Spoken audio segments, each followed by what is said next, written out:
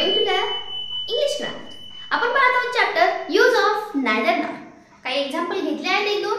या भागामध्ये आपण थोडेसे डिफरंट एक्झाम्पल घेणार. त्यामध्ये नायदर नॉट कसा यूज करायचा, कशा ट्रिक वापरायच्या, चला पाहूया. वेळ न घालवता यासाठी व्हिडिओ एंड पर्यंत पहा, स्किप करू नका. ओके, म्हणजे आपले डाऊट क्लिअर होतील, कन्सेप्ट क्लिअर झाले की आपल्याला पूर्ण समजून येईल. चला पाहूया. First sentence, nobody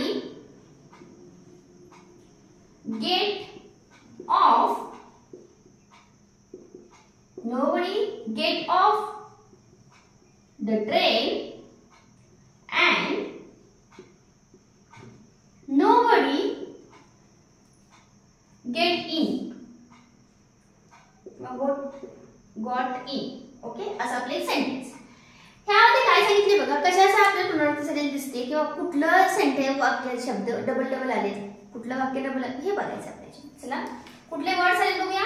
nobody get off the train. nobody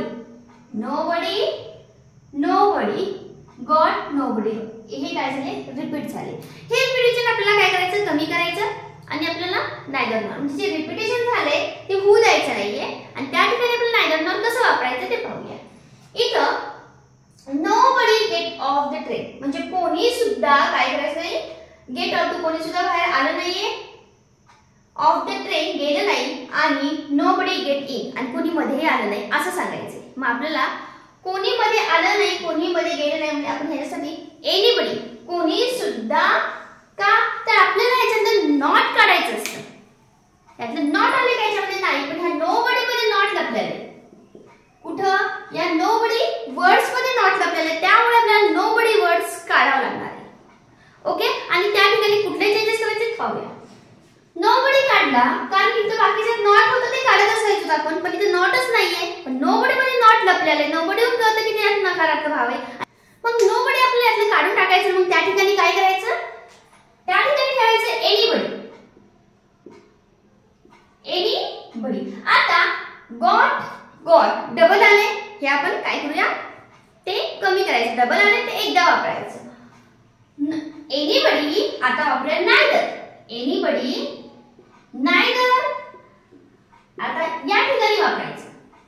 या ठिकाणी एनीबडी घेतलं, एनीबडी नंतर नायदर का घेतलं, कारण याच्यात नकारात्मक भाव आहे, आपल्याला नॉट काढून टाकायचं असं त्या सेंटेन्स मधलं, म्हणून हा काढून टाकलं. त्यासाठी एनीबडी घेतलं, नंतर नायदर वापरलं. गॉट ऑफ द ट्रेन, इथं जसं लिहिलं ट्रेन, आणि यानंतर अँडच्या जागी आता पहिलं कसं कॉमा काढला होता आपण आणि नॉट ठेवलं होतं. इथं कॉमा नाही, इथं अँड आहे, या ठिकाणी आपल्याला ठेवायचं नॉट. मग इथे लिहिणार मी नॉट गोट इन. ओके, या पद्धतीने म्हणजे थोडंसं वेगळं आहे. त्याच्यामध्ये डज नॉट, डिड नॉट आले की तुम्हाला कळतं की डज नॉट, डिड नॉट काढून टाकायचे. पण असे तर सेंटेन्स आले आपल्याला कळत नाही काय करावं, नॉट नाही आलं मग एनीबडी घ्यायचं, नोबडी घ्यायचं, काय करायचं. ओके, त्या ठिकाणी आपल्याला ते करावं लागणार आहे. चेंजेस असे की नोबडीचं घेतलं मी एनीबडी. चला नेक्स्ट घेऊया. I don't have a pen. सोपं आहे. तुम्ही थोडंसं व्हिडिओ पॉज करा आणि चेंज करून पहा की याचं तुम्हाला येऊ शकेल. पहा, I did not have a pen or a pencil. मग या ठिकाणी काय करायचं आपल्याला, I कारण I हा एकटाच ते स्वतःबद्दलच एक जणच आहे, कंपेअर दोघा जणांसोबत नाहीये. म्हणजे आपण कसं केलं होतं, मोहन आयदर मोहन सोहम करतात, त्यामुळे त्याच्या नायदर मोहन नॉट सोहम असं करू शकतो. दोन शब्दाला वेगवेगळे व्यक्ती असतील तर. पण इथं तसं नाही, एकच आहे म्हणून आय घ्या. आय इथं आले डोंट हॅव आले, मग डोंट काढून टाकायचं कारण हे नॉट आले ना, म्हणून हे डोंट काढून टाकायचं आणि हॅव लिहूया. आय हॅव, मग कशामध्ये pencil and pen. I have आता इथे लिहायचं नायदर, जी इथे केलेलं आहे neither. I have neither a pen आणि ऑरच्या जागी त्या अँडच्या जागी ऑरच्या जागी कशामध्ये कंपॅरिटिव्ह कशाबद्दल बोलायचं, दुसरी घटना कुठली आहे या ठिकाणी, नॉर अ पेन्सिल. आता मीनिंग लक्षात घ्या. I don't have a pen or a pencil, माझ्याकडे पेन नाही किंवा पेन्सिल पण नाहीये. तर मग इथं काय म्हणतात आपण, आय हॅव नायदर, माझ्याकडे पेन काय पेन्सिल पण नाहीये. ओके, अशा पद्धतीने सोपं वाक्य अशा प्रकारचे येतात. पण या ठिकाणी खूप जण काय करतात, हे डू नॉट काढून टाकतात, मग हॅव पण त्यासोबत काढून टाकतात. तसं करायचं नाहीये. हे हॅव इथे घ्यायचंय म्हणजे आय हॅव नंतर नायदर वापरा, नायदर नॉर नी जोडून टाका. ह्या चुका होतात म्हणून हे सेंटेन्स सिंपल घेतले आहे. वाटल्यास व्हिडिओ पॉज करा, हे सोडवायचे आणि तुम्ही सॉल्व्ह करून बघा कसं होते आणि नंतर आन्सर करेक्ट आहे का पहा. अजून आपल्याला नवीन एक एक्झाम्पल घ्यायचे, त्यामध्ये कसा चेंजेस करायचा ते पाहूया. सोपा गटाची थोडी प्रॅक्टिस केली की तुम्हाला इझी वाटेल. Example, I haven't heard from you. I haven't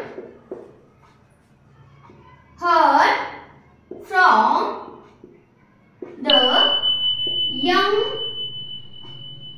one either. हे सेंटेन्स दिलेलं आहे, मग आपल्याला काय करायचंय, याच्यामध्ये नायदर नॉर वापरायचं. तर बघूया काय रिपीट आले. रिपीट काय आले, I haven't heard from you. I haven't heard from you म्हणजे I haven't heard from you. I haven't heard from you असं आलेले, रिपीट आलेले. ओके, यू आणि इथे दिले वन आयदर. मग या ठिकाणी काय करायचं, स्टार्टिंग करायची I have, कारण नॉट काढून टाकायचे. I have heard पर्यंत घ्यायचं. heard neither you from, काय केलं मी, I haven't heard neither you आणि नॉर कुठे वापरायचे आपल्याला, इकडून इतकं डिलीट केल्यानंतर I haven't heard neither you इथपर्यंत झालं. इथं काय दिले, from young one either, neither you nor, याच्यानंतर काय म्हटलं, neither you हे सेम केलं मी.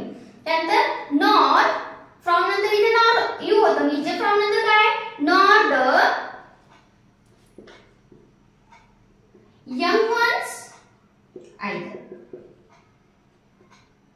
किंवा हे either नाही दिलं तरी चालतं. बिकॉज ऑफ आपण इथे कव्हर केलेले आहे either you nor the young one, म्हणजे त्याच्यापासून पण तुझ्यापासून पण नाही किंवा दुसऱ्यापासून पण काय होत नाहीये, त्याला काही